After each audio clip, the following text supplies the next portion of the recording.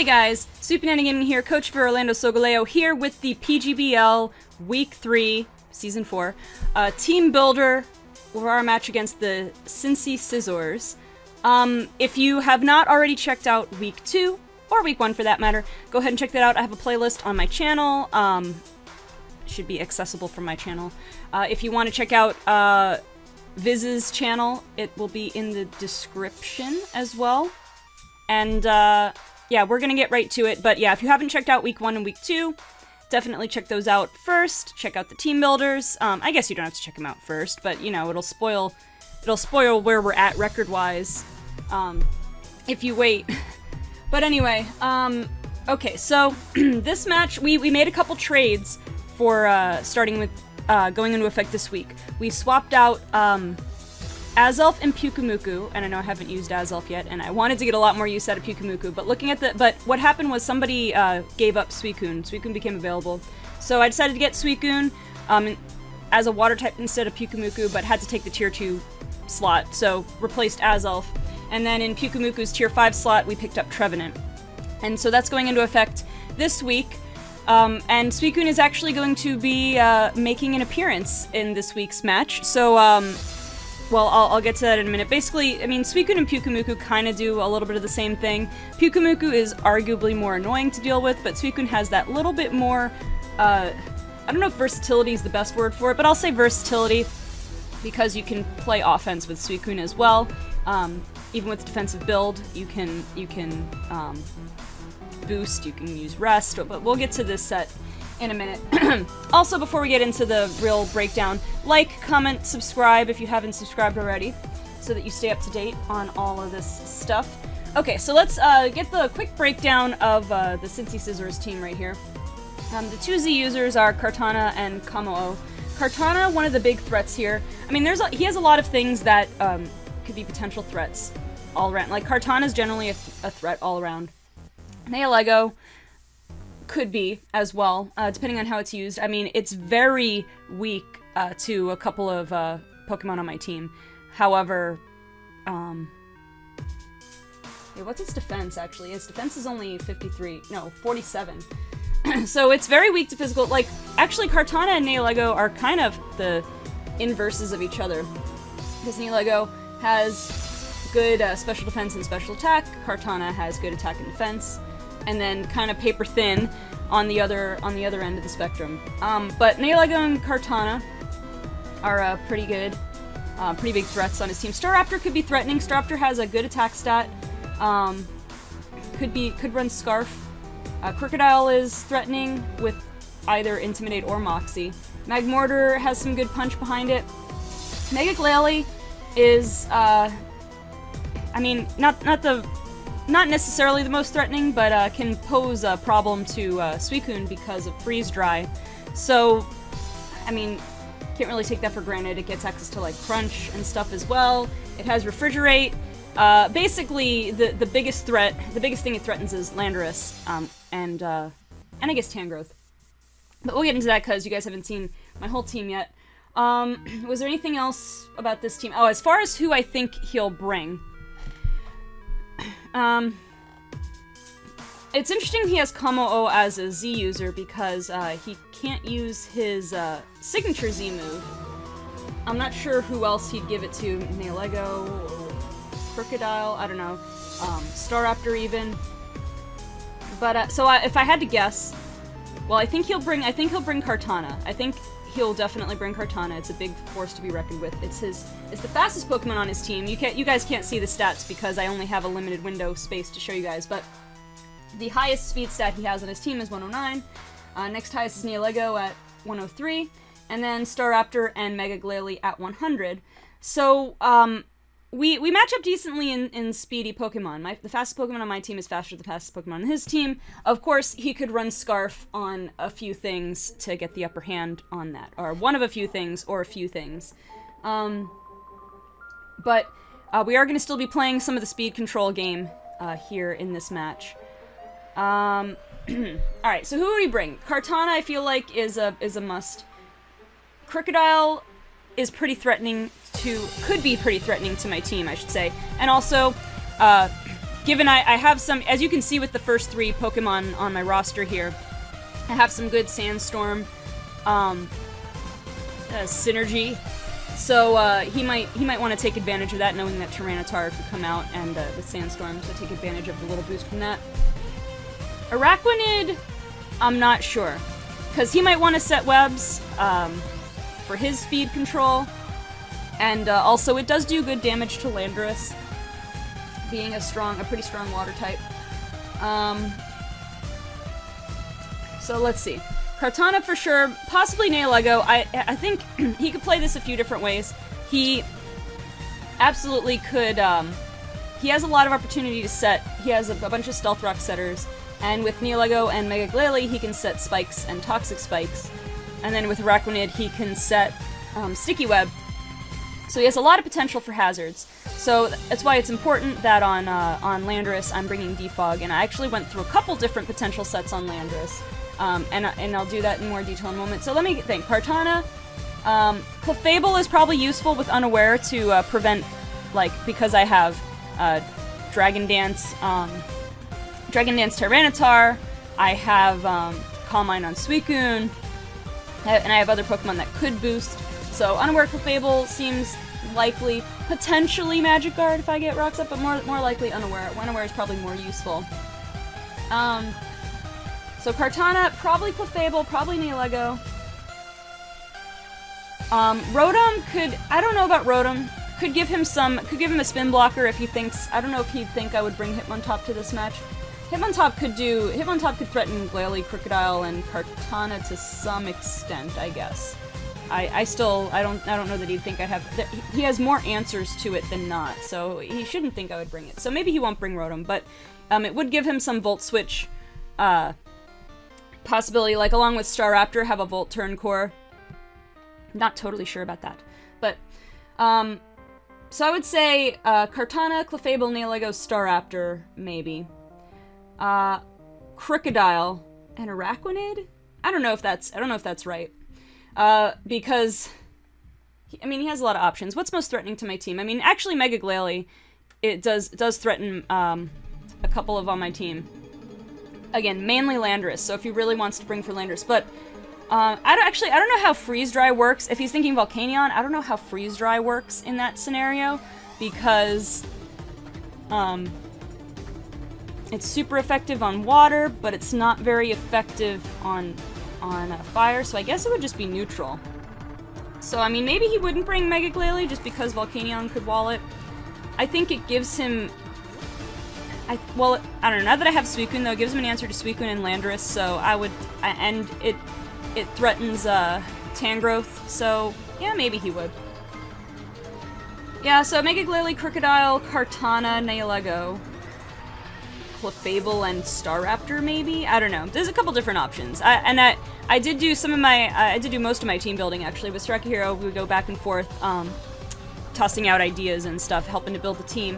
And again, much thanks to him every week. I've rambled for about 8 minutes now. I will get into the actual sets that I brought, but I was just trying to give an idea of what I think he'll bring. I forgot to ask Strike Hero what we think he'll bring, what he thinks he'll bring, but Kartana, I feel like, is a given. If I had to pick one, I would say Kartana is probably a given. Alright, so let's cut to the chase. I've stalled enough. Let's get to my actual team. So Landorus was a point of contention as far as I went back and forth on a few different sets. This spread right here is Naive Nature with max speed, max attack, and a little bit of special attack because I'm running Hidden Power Fire for Kartana. And originally it was basically this set, but with knockoff instead of Defog and with Choice Scarf. Eventually, after looking at it, after being reminded how many Pokemon on his team have access to hazards, and particularly Toxic Spikes, not wanting to have to deal with poison, I decided that Defog was necessary. And once we got to the point where Defog was necessary, started questioning whether I wanted to run Choice Scarf. Choice Scarf is kind of useful, but I don't have U-turn anyway, and I wanted to run Defog. I've seen people run choice. I think I've done it before too. Run choice items with Defog, or with Stealth Rock and just swap out the next turn. But, not necessarily necessary. Also, defog into Stone Edge could be interesting. That just occurred to me. That's not really part of the plan, but it's a thought. So Stone Edge threatens Staraptor, Earthquake threatens a lot of his team. It threatens Nihilego. Oh, it destroys Nihilego. It does some damage to Kartana. Kartana's just got, well, but I have Hidden Power Fire. It's just on the off chance Kartana would switch in. Would Kartana switch in? I don't know. Just thinking off the top of my head. Alright, so Stone Edge hits Staraptor, Araquanid, and Magmortar, and Glalie. Earthquake hits Magmortar, and Nihilego, destroys Nihilego. So pretty necessary. Hidden Power Fire basically rips through Kartana. If Mega Glalie were to switch in on it, which it wouldn't. But I'm just thinking of corner cases here. And yeah, defog is for hazard control. Pretty necessary. I think that the hazards can add up for sure. Okay, so once I had this moveset though, I was debating, you know, do I want to run more defensive? We tried a defensive spread with, I think it was Stealth Rock instead of Stone Edge. Kind of went back and forth, decided on something in the middle because I didn't have enough. I only had 2 other dedicated attackers on my team if I did it that way. And so I decided, all right, you know what? We'll meet in the middle. We'll do the offensive EV spread with the kind of half and half moveset, basically offensive with defog, and then Rocky Helmet, just to give some fun to punish any physical attackers that want to mess with me. But anyway, that's the Landorus set. Pretty. I want to say pretty. I guess I can't say pretty standard. It's pretty standard, but Landorus has a lot of different sets it can make use of, so there's not like a standard set, I guess. Anyway, pretty self-explanatory though, I think, even though I explained it anyway. All right, making their debut in PGBL Season 4, we have Bronzong. We're running a specially defensive set. This thing walls Nihilego. I selected stuff. It should wall Mega Glalie, although, well, yeah, it's usually physical, but if it runs like random crunch. Actually, does it get Dark Pulse? I'm not sure. I'll check on that. Walls Nihilego, kind of walls Mega Glalie. I guess it walls Araquanid too. I didn't really think about it. Walls Clefable, although Clefable's not going to be doing much on offense. Kind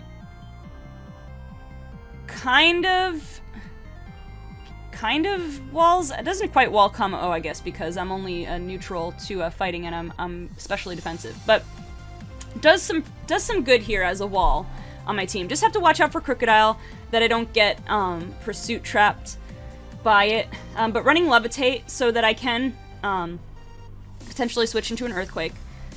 Yeah, I was thinking, yeah, Levitate over Heat Proof is definitely better here because I don't think Heat Proof saves me from Magmortar. I mean, maybe I'm full special defense, but probably not worth it. I wouldn't want to stay in on it. Depending on whether he's running Pursuit or not. Actually, that's... Alright, let me talk about the moveset. We got Gyro Ball just for big damage because I'm slower than basically everything. Protect and Toxic, obviously, go together. And Earthquake is just another option as far as something that does some damage. To Nihilego. Not that Nihilego would switch in, but you know, if Magmortar switches in, for example, I just get a free hit on him. Okay, so now with Protect, so here's a scenario I could envision is, now, it's risky, but just a potential, like, there are different options, and you may or may not find yourself in a situation where you use this option, but, if Crocodile is in and there's a potential for Earthquake, I don't really have anything weak. No, well, just Tyranitar. I don't know, but if I feel like I need to switch into an Earthquake, I could switch in on Crocodile, and then use Protect to scout if he has Pursuit, see what he goes for. As a matter of fact, Protect, I mean, in addition to Toxic Stalling, Protect also allows me to kind of scope out what moves these guys have. And for Toxic, he only has 2 Pokemon, Kartana and Nihilego, that are immune to it. With that being said, I almost definitely expect him to bring both of them, so that is something to keep in mind, but it could be useful. So, yeah, that's the moveset. We're sassy, max special defense, max HP, a little bit of extra defense on there as well with the leftovers. And yeah, that's my Bronzong set. So we're bringing Mega Tyranitar back this week. This set, it's a little iffy because not running Earthquake, what was it? Could be problematic for Neolego. I don't know. If I get some boost going, it's not going to be that big of a deal. Stone Edge, Dragon Dance, Crunch, and Dragon Claw. Dragon Claw is pretty much just there if I have to 1v1 Kamo-O. Now, if I have to 1v1 Kamo-O, it's going to be an issue because, of course, running fighting type attacks. But in the ideal scenario, I would have at least one. I would be at least +1 with Dragon Dance, and then be able to hit it with Dragon Claw. So it's basically just there for some pressure. Now, of course, I don't necessarily want to click into that unless Clefable is gone. Now, before I reveal it, he might not be expecting it anyway, but Stone Edge, just powerful stab, hits a lot of things hard, hits, again, particularly Magmortar, and Glalie, and Araquanid, and Staraptor. Alright. Crunch, powerful stab, hits Mesprit, hits Rotom, can get the defense drop on some things. And, yeah, I mean, that's pretty much, this is basic offensive set. Also, I do have a Tyranitar named Reptar, but the one in my game is named Shiva, so I'm gonna be accurate with that. I have all these Tyranitar named after various Hindu deities. I don't know why I got in that habit with all my Tyranitars. Anyway,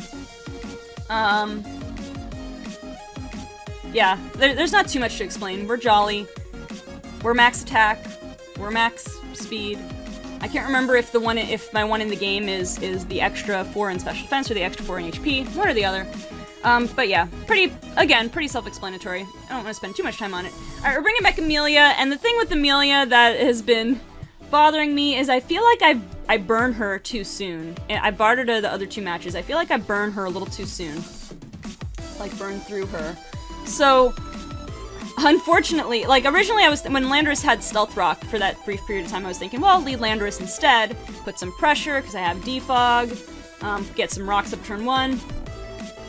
I think I'm gonna still lead Ribombee, even though I guess it's getting predictable at this point. I feel like leading Ribombee, I have Focus Sash, I get free webs up. The only thing that kind of bothers me is that she's one of 2 special attackers I have, and the only one that's, like, offensively invested. And so, I'd hate to burn through her too soon. Well, but I mean, granted, what I need special attacks for, mostly Kartana, to be honest. So, and Kartana, Landorus runs, like, very little special attack investment is needed to do damage to it. So, but the idea is I get the webs up, and I think, hopefully, because I won't spoil it. I haven't used my web strategy the way I want to for either of my matches. But the idea is I actually get out and get webs up turn 1. It might depend a little bit on his lead, but I get webs up turn 1. And then, depending on the situation, I can start setting up a Quiver Dance. Now, Hidden Power Fire is there, of course, just so Kartana doesn't get a free ride. Moonblast is Powerful Stab. Other than Neolego, let's see, and Kartana, it probably destroys Kamo-O. Now, I have to keep in mind Kamo-O could be an issue if Amelia goes down. But, I mean, again, that's part of why Dragon Claw is there on Tyranitar. And then Landorus can hold its own against Kamo-O okay, I believe. I don't think it has much that hurts it. It's just that I don't have any big offensive move to use against it. But hey, I could poison it, I can do a couple of different things. So anyway, let's see, Moonblast hits those 2. It should probably hit Rotom pretty hard, even though it's not super effective, if I'm boosted. But yeah, it mainly rips through Kamo-O. It should rip through Crocodile at least with a +1. And yeah, Hidden Power Fire, basically Kartana gets shredded, and it does some damage. If I'm at the point where I'm boosted, I could use it on Mega Glalie. Like, Mega Glalie most likely have Ice Shard running on it, so it'd have to depend on my HP at that point in time. But that's the idea. That's the logic here, and that's the main thing. Is Amelia's my web setter, and speed control is pretty important throughout my team. However, I've found she's really good on offense, and so that's the one kind of misgiving I'm having about using her as a lead, is because she has so much to offer offensively. But I think we could do it. What would be a scary matchup? If Nihilego comes out, I guess I would still probably web turn 1 and then swap out, because they might set rocks turn 1. I'd swap out into Landorus, maybe, because Nihilego doesn't want to stay out against Landorus, and then I get a defog, and then that's how I would picture it happening, at least. What else? If it was against Magmortar, I don't know, I guess I put webs up. And he tries to destroy me, but he could get the burn and KO me in 1 turn. I don't know, but I would probably still stay in. Staraptor could be an issue if it's scarfed. Yeah, I mean, I think most likely I'll still lead Amelia. I'll see if there's... I'll go back and see if there are any instances where I wouldn't web turn 1. Webs are going to be important. Who's he have defogger, though? Staraptor's a defogger. Rotom is a defogger, I believe. That may be it, and he doesn't have any rapid spinners. Actually, I can check on the page. I'll just have to kind of mess with the view you have here. Hazard control. Kartana has defog as well. I must say I would be doubtful that Kartana would run it, to use a move slot to run it. But yeah, he's got a lot of stealth rockers, and he's got spikes and sticky web and toxic spikes. Those are basically what we said already. Clefable has aromatherapy and heal bell, or access to it, and wish. Keeping in mind, over here you can't see wish, and then priority. We have Mega Glalie gets ice shard, Magmortar gets mouth punch. Not that he most likely wouldn't use it. Staraptor gets quick attack, which, hey, he may run. His attack set is high enough. Rotom gets sucker punch. Kartana gets vacuum wave, which I would be very surprised if it packed that. But yeah, that's the rundown of that. So, does not have, so has 3 defoggers. I highly doubt Kartana's gonna have it. Staraptor could use a move slot on it, or Rotom, if he brings it. But yeah, anyway, that's Amelia's set. I'm hoping that we get good use out of her. I mean, I drafted her for Sticky Web and for a Fairy type, but she's been really, really good so far without giving too much away. And that's why I would like to use her better, because she has the potential to be a big asset on my team, even more so than she's already been. Anyway, let's get into knots. We've run Special Defense before. Oh yeah, I need to change the item. I wasn't doing Assault Vest anymore. That was from my previous set. I was gonna do one like a similar set to what I had the last 2 weeks, which Assault Vest, specially defensive, and attacking moves. But we're changing it up this time around. We're doing a more disruptive set. We're doing physically defensive to disrupt Kartana, because special defense, I'm not walling Nihilego no matter what, pretty much. I don't know how I fare against Staraptor. I don't think I fare well even with my max defense, but I should fare well against Kartana, against Kamo-O. And then I just want to watch out, and Crocodile. So I just have to watch out for Magmortar, Glalie, and Nihilego. Maybe Araquanid. I have to check Araquanid and Staraptor since they're physical, but I probably don't want to stay in any of them either. But we're still out running Knockoff and Hidden Power Fire, because no way Kartana is getting a free ride. I'm not letting Kartana get I have 3 Pokemon with Hidden Power Fire on my team. He's not getting a free pass against half of my team. So, Knockoff is there just for knocking things off. Sleep Powder and Leech Seed are there to be disruptive. Sleep Powder is kind of a because I really don't like moves that have not very good accuracy. However, if I'm in a situation where it's something I wall, I could try to get the Sleep Powder on the switch, or get the Leech Seed on the switch. He doesn't have any grass types, so he doesn't have anything that's going to be immune to Leech Seed, or to Sleep Powder for that matter, unless there's something on his team with like Insomnia or Vital Spirit, and I don't think he has any of those. So nothing on his team is going to be immune to Leech Seed or Sleep Powder, so it's still going to be a risk, and it's still going to be an annoyance. I'm assuming Sleep Clause is in effect, so I'm not going to put more than one thing asleep at once. I also would not play that game of, oh, I landed it once, I'm going to try to land it again. No, I'm not playing that game. But yeah, so then Leech Seed and Leftovers together just to like get back my health, plus Regenerator. That's the other thing too. I could go in and take a hit, absorb a hit from something, and then heal up with Regenerator. Got a lot of potential going on there, and yeah, that's pretty much it. Yeah, I'm running relaxed. Max defense, almost max HP, 248, and then the remaining 8 in special defense, just for that little extra bit there. All right, let's get to one of the new members of our team this week. Also making their debut, we have Suicune. We're running a bold set on this one. Max defense, max HP, with Calm Mind, pretty much running, if you guys remember Paul the Slowbro, pretty much running her set.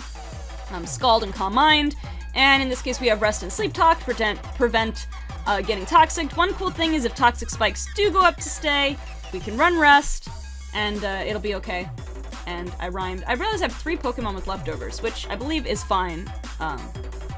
But just an observation. I mean, this is also a fairly standard Suicune set, so I can't say too much on it. The only thing that's gonna that would get annoying is Clefable kind of disrupts me, if it's unaware. Other than that, though, I mean, this has the potential to either stall out or it's hard to be outstalled because I have Rest. And with Pressure, I'll be depleting their PP. Not that I want to play the stall game, but having that immovable force can force, you know, them to do something that they wouldn't want to do, just to try to get out of that situation. Anything else I want to say on this? I don't know. I mean, again, I don't think there's too much to say. It is I think it's a very standard Suicune set. Very vanilla. So, that's it. That's my team. So let me get back to the wide view. Of course, you can't see all of them. Wait, if I scroll down, well, you can see 4 of them. All right, so that's my team for this week. Things I'm worried. I guess I'm a little concerned about Kommo-o because Rabombi is my main easy answer to him. Again, Tyranitar has options. I think Landorus. I think Landorus gets around him okay, and Suicune puts some pressure on him. I can burn him potentially. I mean, I think I'll do okay. Knots, actually, Tangrowth can probably handle him okay. It's if he brings Kommo-o. I mean, he might for sure. I think Artana's definite. I think Nihilego's probably definite. I mean, when I say probably, I probably think that it's definite. Or do I definitely think it's probable? I don't know. We're talking about semantics at this point. This is my team. Give me your comments down below, even though I'll have already played the match by the time this goes live. But, you know, give me your thoughts on what you think. Frenzy, if you're watching, go ahead, tear this team apart, tell me where I'm wrong, because it'll help me learn for next time. I'm recording this the day before. I'm going to be playing in the morning. Almost, not quite first thing in the morning, but a little early in the morning. Like when I'm usually waking up. So that'll be fun. Hopefully my brain will be working. Anyway, guys, I'm gonna get out of here so I didn't take too much of your time. We went almost 30 minutes, so it is what it is. That's pretty standard for me. I tend to ramble, but now you have a gist. I want to explain my thought process here. Definitely show your support for Orlando Solgaleo down below in the comments. Like and subscribe. Yada yada yada. Thank you guys so much for watching, and I will see you next time for PGBL Season 4 Week 3, your Orlando Solgaleo versus the Cincy Scizors. I'll see you then.